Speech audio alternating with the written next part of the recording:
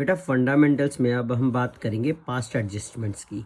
तो इसमें ना हमें सिंगल एंट्री पास करनी है, यानी कि हमें एडजस्टमेंट टेबल बनाना है।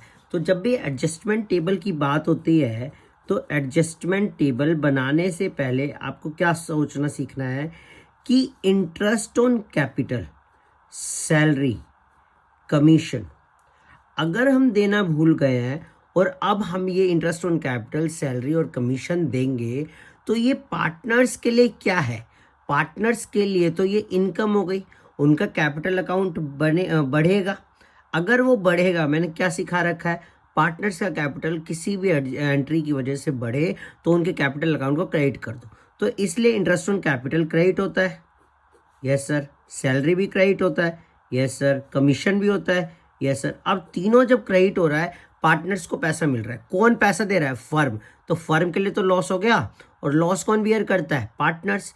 यानी कि तीनों को जो चीज़ें दे दी, interest on capital, salary, commission, total इसका जो भी आएगा यहाँ पर, उसको पार्टनर्स को हम डेबिट कर देंगे। पार्टनर्स को क्यों डेबिट करेंगे? क्योंकि फर्म का लॉस पार्टनर्स का लॉस होता है। यही बात यहाँ लिखी है कि ये करने से पहले सोचना सीखो कि फर्म अगर पार्टनर को salary, commission, interest on capital देती है तो फर्म के लिए एक्सपेंस यानी कि लॉस है, और पार्टनर के लिए इनकम यानी कि गेन है।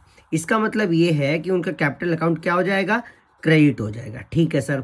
और अगर फर्म को ये देना पड़ता है तो ये उसके लिए लॉस है, जो पार्टनर्स अपने पीएसआर में बांटेंगे। अगर पीएसआर नहीं दे रखा तो वो इक्वली बांट लेंगे। याद रखोगे?